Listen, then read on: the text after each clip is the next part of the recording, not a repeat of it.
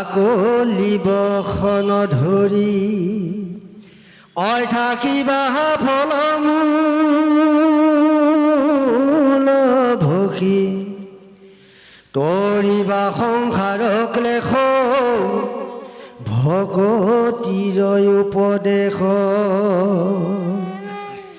অই প্ৰবন্ধে আনকো দিবা সখী হৈবেক পৰম সিদ্ধি ঐ ভাষিবা উঠিৰ বুদ্ধি তোমাত কহিলো যিটো জ্ঞান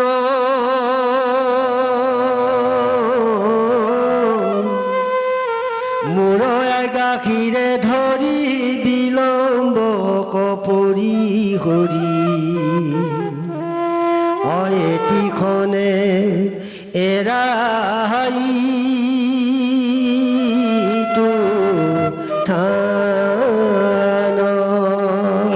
কৃষ্ণই উদ্ধৱক কৈছে, হে বন্ধু, হে বান্ধৱ, হে সখী, মই তোমাক আটাইকণ নৱবিধ ভকতিৰ কথা ক'লোঁ। অৰ্চন, বৰ্ধন, সুমৰণ, দাস্য, আত্মনিবেদন, পদসেৱন, সখিত, শ্ৰৱণ, কীৰ্তন, এই নৱবিধ ভকতিৰে সৈতে তুমি প্ৰচাৰ কৰিবা। আৰু তুমি বাকলি বখন পিন্ধিবা আৰু ফল মূল খায়েই তুমি তৰিব পাৰিবা। মই বৰ দিলোঁ, আজিৰ পৰা তুমি ফল মূল খালেই তুমি সকলো শৰীৰ তোমাৰ সুস্থিৰ হৈ থাকিব। আৰু তুমি কেৱল মোৰ আজ্ঞাশিৰে ধৰি, অৰ্থাৎ মই যিমানবোৰ ভক্তি তত্ত্বৰ জ্ঞান তোমাক দিয়া হ'ল আটাইবোৰ তুমি প্ৰচাৰ কৰিবা। কাৰণ তুমি যেতিয়া বদৰিকাশ্ৰমত এইবোৰ ভক্তি তত্ত্বৰ কথা প্ৰচাৰ কৰিবা, তেতিয়া এইবোৰ কলিত লোকসকলে পাব। আৰু কলিত লোকসকলে পায় যিসকলে পিতৃ মাতৃক অমান্য কৰে, সেইসকলে এইখন ভাগৱত শুনিলে তেওঁলোকে পিতৃ মাতৃক কি বস্তু বুজি পাব। পিতা স্বৰ্গ, পিতা ধৰ্ম, পিতাহি প্ৰণং তপ, জননী জন্মভূমি স্বৰ্গাদপি গৰিয়সী, তেতিয়া বুজি পাব। যিসকল লোকে এতিয়া ভাগৱত শুনে, ভাগৱতক অধ্যয়ন কৰে বা ভাগৱত সজনসকলৰ মুখৰ পৰা শুনিব বাঞ্ছা কৰে, সেইসকলে পিতৃ মাতৃ কি বস্তু বুজি পাব।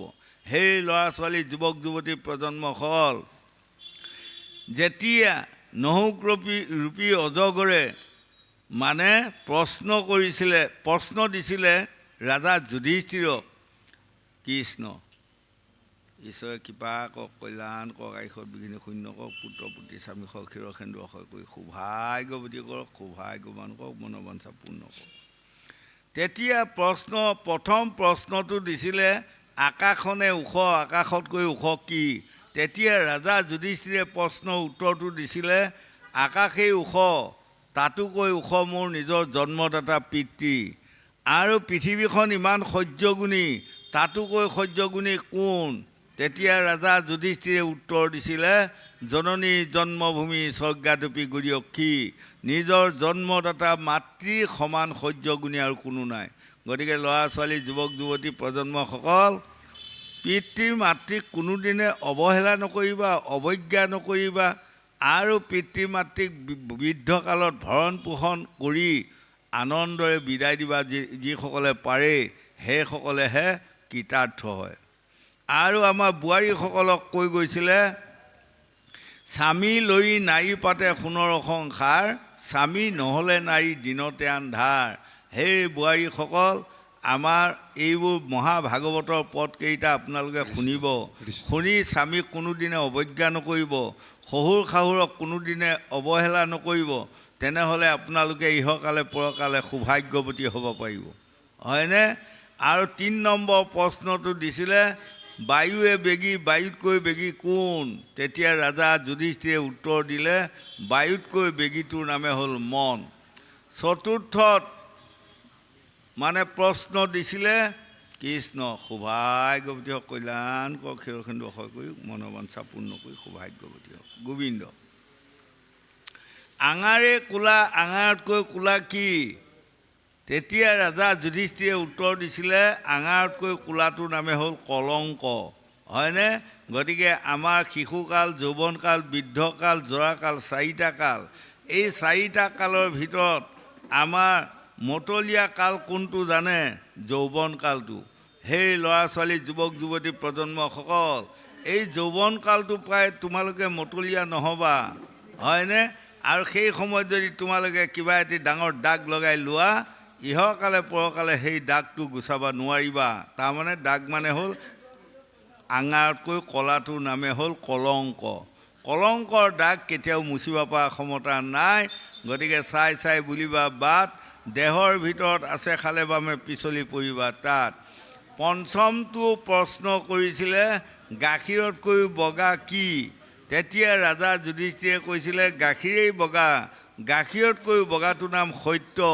গতিকে সেই উঠোৱা ল'ৰা ছোৱালী যুৱক যুৱতী প্ৰজন্মসকল, আপোনালোকে সত্যটো হৃদয়ত জীয়াই ৰখাৰ যত্ন কৰক। কল্যাণ কৰক, আয়ুষত বিঘিনি শূন্য কৰক, সৌভাগ্যৱানক মনৰ বাঞ্ছা পূৰ্ণ কৰক। কিন্তু গাখীৰেই বগা, গাখীৰতকৈ বগাটোৰ নামে হ'ল সত্য। গতিকে 4 বেদ 14 শাস্ত্ৰ 18 পুৰাণে আমাক বুজাই দিলে, যিসকলে হৃদয়ত সত্যটো জীয়াই ৰাখি থাকে সেইসকলৰ ক'তো পৰাজয় নাই। ইহকালে পৰকালে সদায় জয় পতাকা উত্তোলন কৰি ফুৰিব পাৰিব বুলি মহাভাগৱতৰ ধৰ্মই আমাক বুজাই আছে। গোবিন্দ কৃষ্ণ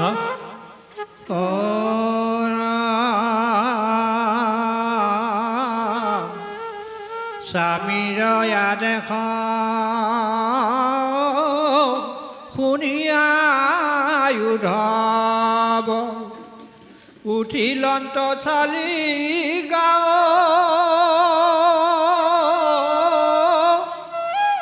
কৃষ্ণৰ বিৰোগে অগণি উধাইল অধিকে আকৌ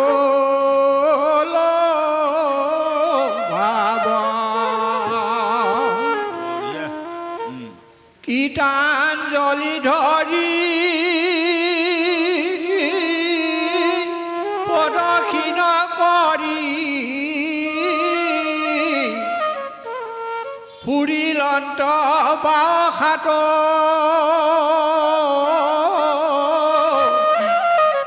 কৃষ্ণ কৃষ্ণ জৰি দণ্ডৱতে পৰি কৰিলত প্ৰাণী পাত। এতিয়া আজি আমাক দেখুৱাইছে সেই লোকসকল পৰম প্ৰভু ভগৱন্তৰ পাৱত পৰি আজি উদ্ধৱে কান্দি কান্দি কান্দি কান্দি তেওঁৰ মাত হেৰাই গৈছেগৈ। কিহত পৰিলে? প্ৰভু ভগৱন্তৰ প্ৰেমত পৰিলে। গতিকে আমাক কৈছে সেই লোকসকল ভকতৰ প্ৰেমত পৰিবা শিকক, ভকতনীৰ প্ৰেমত পৰিবা শিকক, নামৰ প্ৰেমত পৰিবা শিকক, ভগৱন্তৰ নাম শুনা প্ৰেমত পৰিবা শিকক। এইবোৰকে কয় প্ৰেম। কিন্তু আজিকালি কিছুমান সাংবাদিকৰ মুখতো শুনো, ল'ৰা ছোৱালী যুৱক যুৱতীসকল, ল'ৰাসকলে এজনী ছোৱালীক ভাল পালে সেয়া বোলে প্ৰেম, ছোৱালীসকলে কোনোবা এটা ল'ৰাক ভাল পালে সেয়া বোলে প্ৰেম। সেয়া প্ৰেম নহয়। 4 বেদ 14 শাস্ত্ৰ 18 পুৰাণে সিদ্ধান্ত আমাক দি আছে, সেইটো হ'ল মায়া। তাৰমানে এটা ল'ৰাই এজনী ছোৱালীক ভাল পোৱা মানে সেয়া মায়াত পৰিলা আৰু, হয়নে? গতিকে ছোৱালীয়ে ল'ৰাক ভাল পোৱা মানে মায়াত পৰিলা, তেওঁলোকৰ শান্তি নাই আৰু। তেওঁলোকে এদিন পিতৃ মাতৃকো ভুৱা দি চলিব লাগিব, সেইটো মায়া। যিসকল লোকে মানে ভগৱন্তৰ প্ৰেমত ভকতৰ প্ৰেমত পৰে, তেওঁলোকৰ মুখত কৃষ্ণ নাম শুনিবা, তেওঁলোকৰ মুখত ভকতিৰ কথা শুনিবা। তেওঁলোকে কান্দি কান্দি আজি উদ্ধৱে চকু পানী মুচি মাত হেৰাই গৈছেগৈ। প্ৰভু কোন কালত আৰু তোমাক পাম? এই জন্মত বহু জন্মৰ তপস্যাৰ ফলত এইটো জন্মত মই তোমাৰ চৰণ চুই সেৱা কৰাৰ সুবিধা অকণমান পাইছোঁ। আৰুনো কোন জন্মত আপোনাক পাম বুলি আজি উদ্ধৱে ডগৰি কান্দি আছে। সেই লোকসকল, আমিও এই জন্মটোত যে মনুষ্যৰ জন্ম পাইছোঁ পৰম ভাগ্য। মহাপুৰুষ গুৰুজনা শংকৰদেৱে শাস্ত্ৰত লিখিছে, বিষয় সম্বন্ধ সুখ সকলো জোনিতে পায়, হৰি সেৱা একো স্থানে নাই, হৰিৰ সেৱাৰ মাত্ৰ কেৱলে মনুষ্য তনু, জানি ফুৰা হৰি গুণ গায় কৃষ্ণ। ঈশ্বৰে কৃপা কৰক। সৌভাগ্যৱান বঢ়িয়া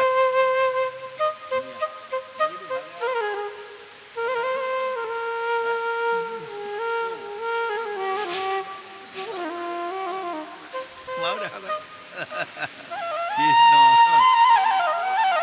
বাৰু দেখা যায় কৃষ্ণ এতিয়া আমাক দেখুৱাইছে সেই লোকসকল আমি কত ভাগ্যে মনুষ্যৰ জন্ম পাইছোঁ উৰণ বুৰণ গজন ভ্ৰমণ চাৰিমুঠি জীৱৰ ভিতৰত মনুষ্যসকলে ভগৱন্তক সেৱা প্ৰাৰ্থনা কৰা ভকতৰ সংগ লোৱা সুবিধাটো আমি মনুষ্যই পাইছোঁ কিন্তু কুকুৰ চিগাল গাহৰিয়েও ল'ৰা ছোৱালী তোলাৰ ক্ষমতা এটা পাইছে আমিও পাইছোঁ কিন্তু সেই বুলি যদি বাকীবোৰে ভাবে নহ'ব কাৰণ সেইসকলে ঈশ্বৰৰ নাম লোৱা কোৱা গোৱা সুবিধাটো পোৱা নাই গতিকে আমি মনুষ্যৰ জন্মটো শ্ৰেষ্ঠ জন্ম এই জন্মটোতে যদি ভগৱন্তক ভজিব নোৱাৰোঁ তেনেহ'লে ইহকালে পৰকালে আৰু ঘূৰি ভগৱন্তক ভজিব নোৱাৰিম বুলি শাস্ত্ৰই আমাক বুজাই দিছে আৰু ঘোষাত গুৰুজনা মাধৱদেৱে লিখিছে কহয় মাধৱ দাসে সি বাৰে বাৰ আৰু কি ভৰসা কৰা মনুষ্য হৈ বাৰ যদি মনুষ্যৰ জন্ম লৈ তোমালোকে মনুষ্যৰ নীতিবোৰ ভংগ কৰি ফুৰা বেয়া কামত লিপ্ত হোৱা আৰু ঘূৰি মনুষ্যৰ জন্ম পাম বুলি আশা নকৰিবা ঘোষাত মাধৱদেৱ গুৰুজনায়ো লিখি থৈ গৈছে গোবিন্দ ৰামিতো পাদ পদ্ম দুনাই নেদেখিবো কৰিবো কাহাক সেৱ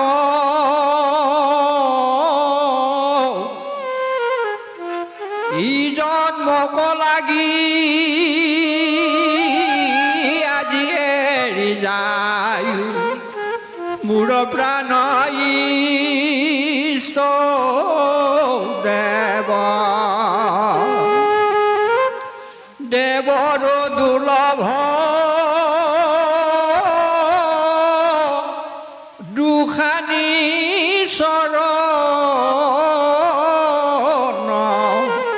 কত পুণ্যে পাইলো লাগ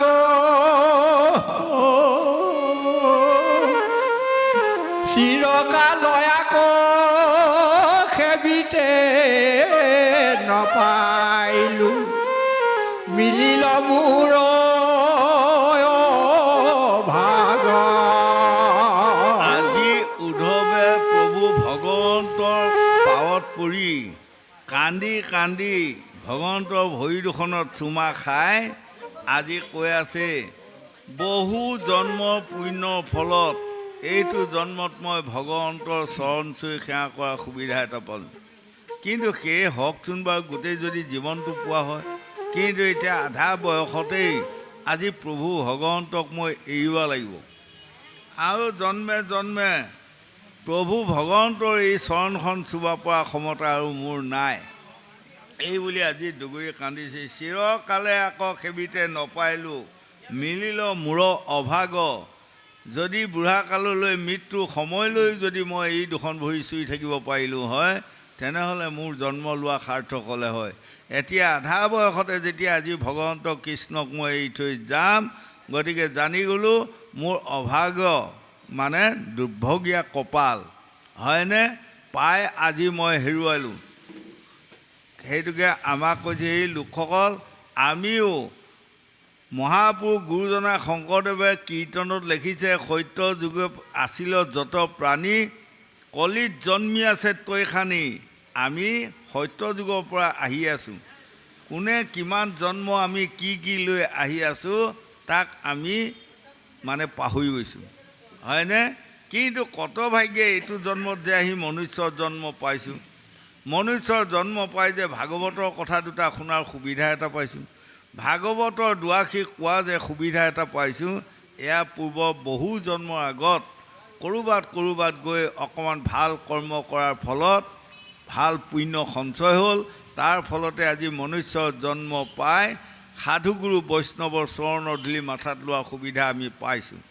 গতিকে ল'ৰা ছোৱালী যুৱক যুৱতী প্ৰজন্মসকল আপোনালোকে মনুষ্যৰ জন্মটো অৱজ্ঞা নকৰিব মনুষ্যৰ জন্মটো অৱজ্ঞা কৰিলে আৰু হাজাৰ হাজাৰ জন্ম কৌটি কৌটি জন্ম মনুষ্যৰ জন্ম পৃথিৱীত নাপায় বুলি শাস্ত্ৰ ভাগৱতে আমাক বুজাই আছে গতিকে সেই লোকসকল এই জীৱনটোত নীতি বৈষ্ণৱ সনাতন ধৰ্মৰ যিকেইটা নীতি তাক আমি পাহৰি যাব নাপায় নীতি মানে কি আমাৰ প্ৰত্যেকৰে ঘৰে ঘৰে একোটা একোটা নীতি আছে হয়নে পুতেকসকলে বাপেকক মানি চলা নীতি যদি যিখন গৃহত পুত্ৰসকলে পিতৃ মাতৃক নামানে তেনেহ'লে সেইখন গৃহ নীতি ভংগ সেইখন গৃহত কোনোদিনে শান্তি নাপায় হয় আৰু বোৱাৰীসকলে মানে স্বামীক পালন কৰা বা স্বামীক সেৱা শুশ্ৰূষা কৰা এটা নীতি আৰু শহুৰ শাহুৰক সেৱা প্ৰাৰ্থনা কৰা শুশ্ৰূষা কৰা এটা নীতি যদি তাকে নকৰে তেনেহ'লে নীতি ভংগ আৰু সেই নীতি ভংগ কৰিলে ইহকালে পৰকালে কল্যাণ নহয় মই অভিশাপ কাকো দিয়া নাই কথাখিনিহে কৈ গৈ আছোঁ হয়নে গতিকে পাৰ্য মানে আপোনাসকলে নীতি ভংগ নকৰিব নীতি মানেই হ'ল এয়াই হ'ল বৈষ্ণৱ সনাতন ধৰ্মৰ একোটি একোটি ডাল সেইকাৰণে স্বামী বিবেকানন্দন দেৱৰ গ্ৰন্থৰ বাণীখনত লিখিছে বৈষ্ণৱ ধৰ্মৰ অৰ্থ কি এজনক সুধি আছে ধৰি লওক এজনে কৈছে সত্যটো হৃদয়ত জীয়াই ৰখা বোলে শুদ্ধ উত্তৰ আৰু এজনে কৈছে পৰৰ উপকাৰ সাধন কৰা শুদ্ধ উত্তৰ আৰু এজনে কৈছে নিৰাশ্ৰয়ক আশ্ৰয় দিয়া শুদ্ধ উত্তৰ হয়নে আৰু এজনে কৈছে পিতৃ মাতৃক মানি চলা বোলে শুদ্ধ উত্তৰ পিতৃ মাতৃৰ বয়সৰ কালত বৃদ্ধকালত ভৰণ পোষণ দিয়াটো পুত্ৰসকলক কৰ্তব্য এইটো হ'ল নীতি হয়নে শুদ্ধ উত্তৰ আৰু বোৱাৰীসকলে স্বামীক সেৱা কৰাটো মানে নীতি এইটো শুদ্ধ উত্তৰ হয়নে গতিকে এই আৰু এজনে কৈছে ডাঙৰক সন্মান কৰাটো নীতি যদি ডাঙৰক সন্মান কৰিবা নিশিকেই নাজানে তেনেহ'লে নীতি ভংগ আপোনাৰ শান্তি নহ'ব সমনীয়া লোকসকলক বন্ধুত্বভাৱে আলিংগন দিব লাগে এইটো হ'ল নীতি আৰু তাত আপোনাতকৈ সৰু লোকসকলক মৰম চেনেহ আদৰ কৰিবা শিকক এয়া হ'ল নীতি যদি এইকণ কৰা নাযায় তেনেহ'লে আমি নীতি ভংগ হ'ব আৰু নীতি ভংগ হ'লে মনুষ্যৰ জন্ম মানে বিফলে যাব 4 বেদ ছদশাস্ত্ৰ 18 পুৰাণে আমাক বুজাই আছে গোবিন্দ আউৰ কাক দেখি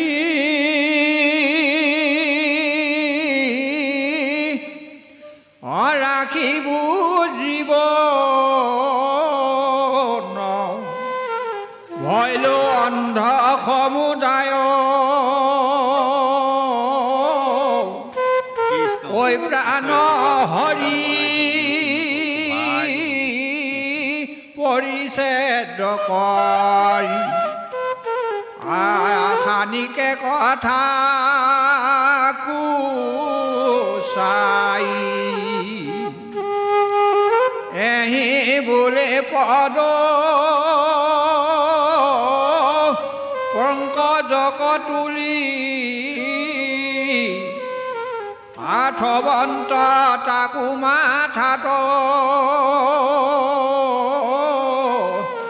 কাকো আখি মুখে ঘখন্ত সাৱতী থাকন্ত কতো হিয়াত আজি উদ্ধৱে প্ৰভু ভগৱন্তৰ ভৰিকেইখনতে চুমা খাই পাত্ৰা পোৱা নাই চকু পানীয়েই ভৰি ধুৱাই মানে তিতাই আছে আৰু কোনোবা সময়ত ভৰিকেইখনকে তেওঁ বুকত সাৱটি লৈ আছে ভৰি দুখনকে তেওঁৰ মাথাত সাৱটি লৈ কান্দি আছে আৰু ভৰি দুখনকেই মাথাটোত দি আজি পাৱে পৰিহৰি কৰোহো কাটৰি হয়নে আজি উদ্ধৱে কৈছে কোন সতে মই এই ভৰি দুখন এৰি থৈ যাম কত ভাগ্যে মনুষ্যৰ জন্ম পায় আপোনাৰ ভৰি দুখন আজি সেৱা প্ৰাৰ্থনা কৰা সুবিধাকণ পালোঁ কোন সতে মই এৰি থৈ যাম আৰু যোৱাৰ পাছত বোলে কেতিয়াবা আকৌ লগ পাম সেইটোও নহয়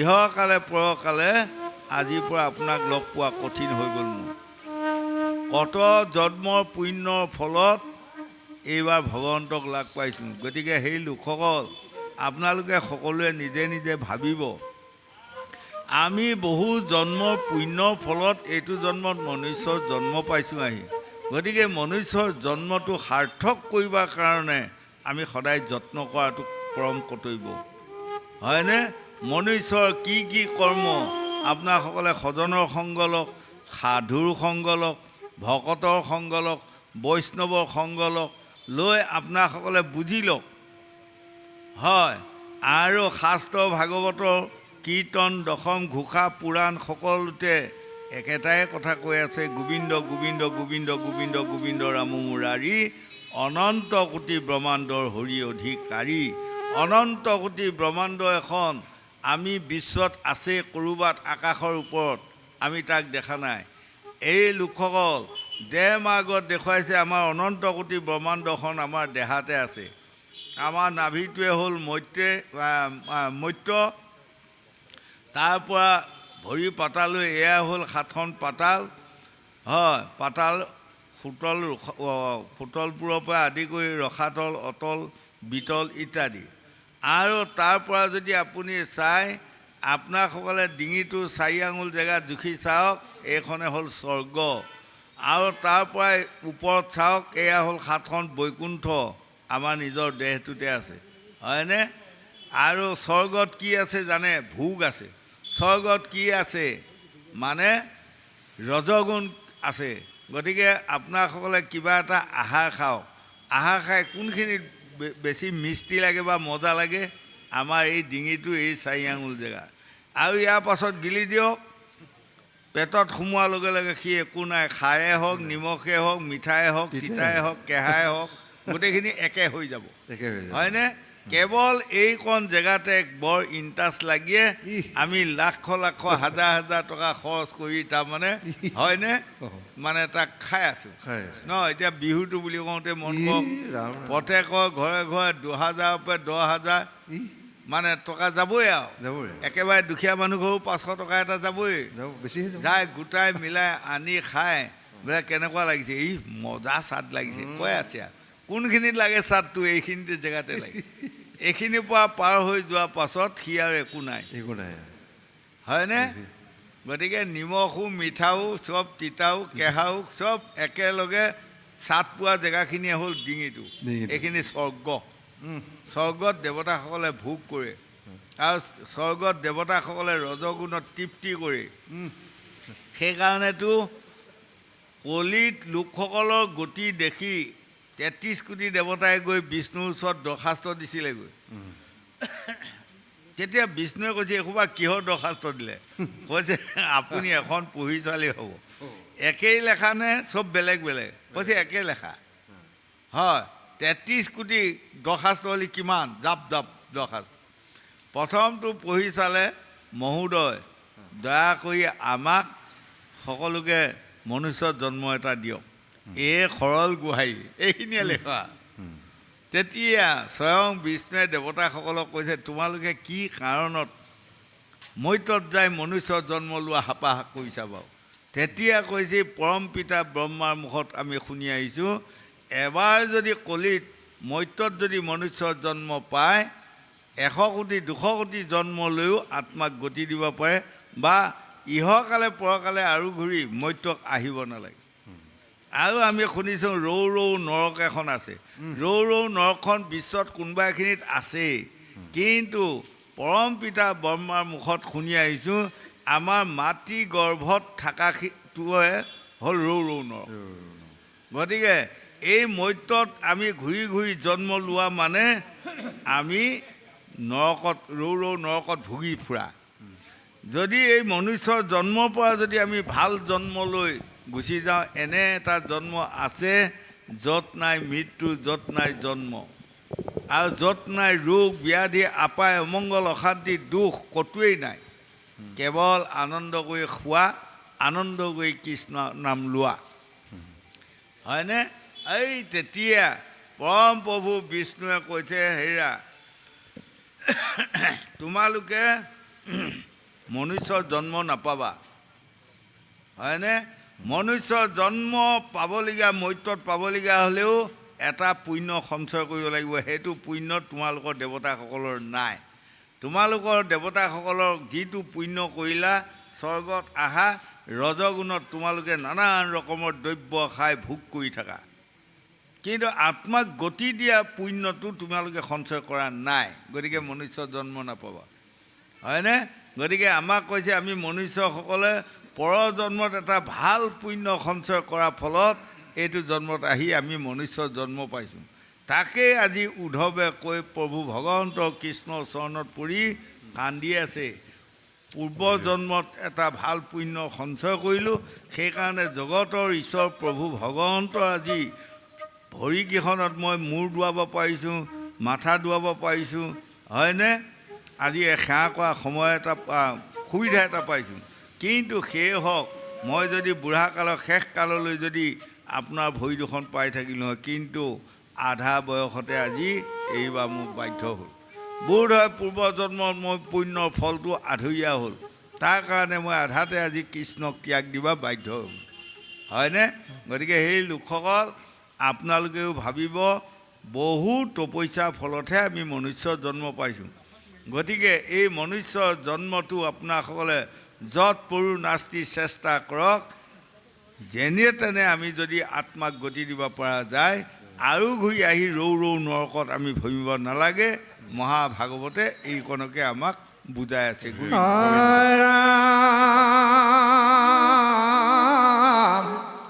সুকে কম কি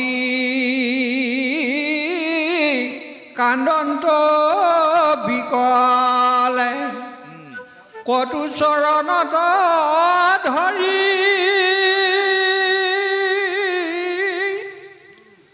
সন্তাপতে আতি লুটকে তিয়াই লওঁ মাধৱৰ দুই ভৰি। কৃষ্ণই উপদেশে জানিল নিশেষে অদ্যাপি পৰম জ্ঞান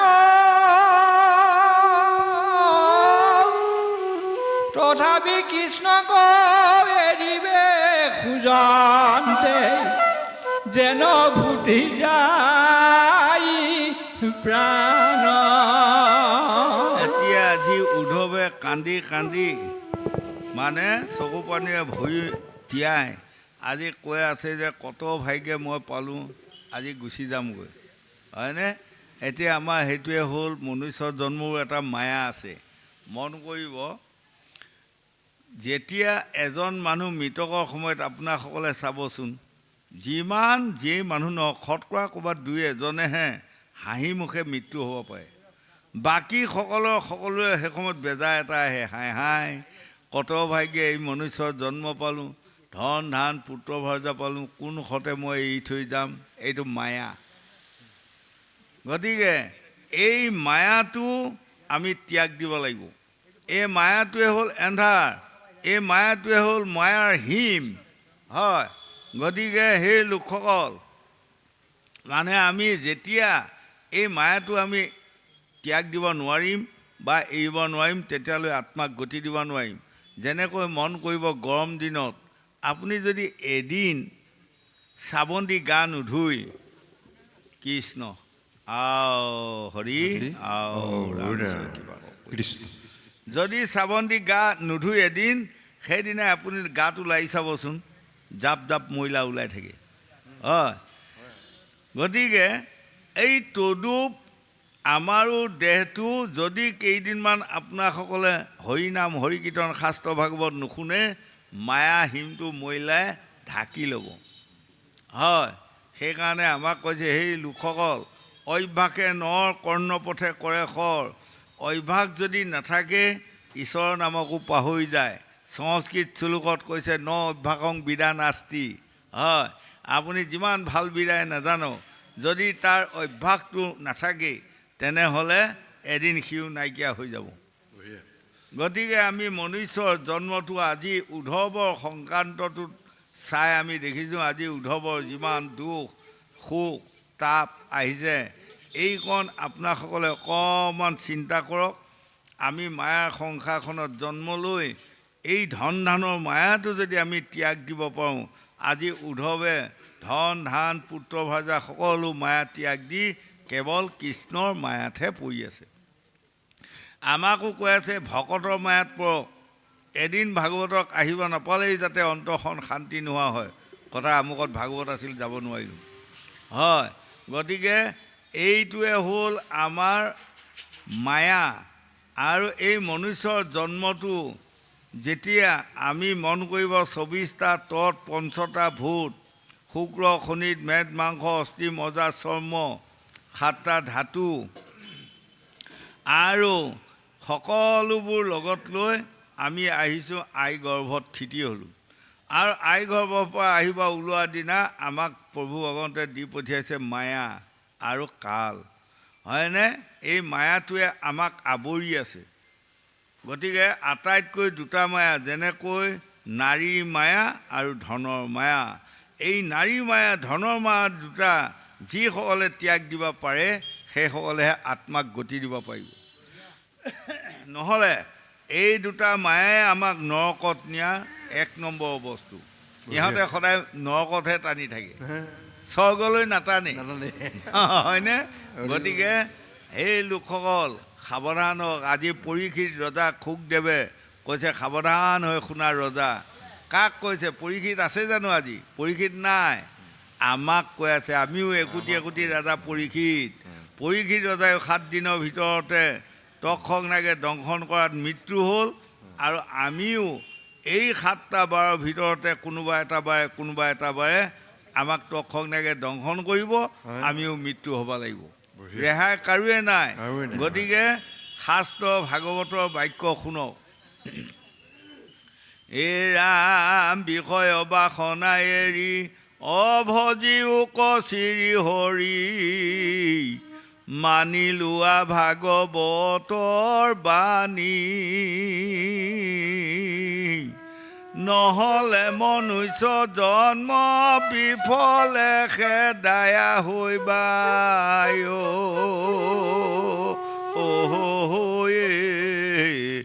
অকুকুৰচি গাল যত প্ৰাণী।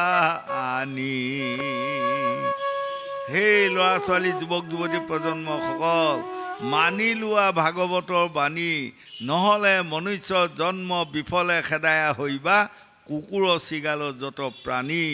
আমি যদি মনুষ্যৰ জন্ম লৈ আমি বেয়া কাম কৰি যোৱা হয়, তেনেহ'লে আমি এদিন কুকুৰ চিগাল গাহৰি গৰ্ভত জন্ম লৈ আমিয়েই 20টা বৰকচু খাই ফুৰিব লাগিব বুলি আজি ভাগৱতে আমাক সিদ্ধান্ত দি আছে। গোবিন্দ।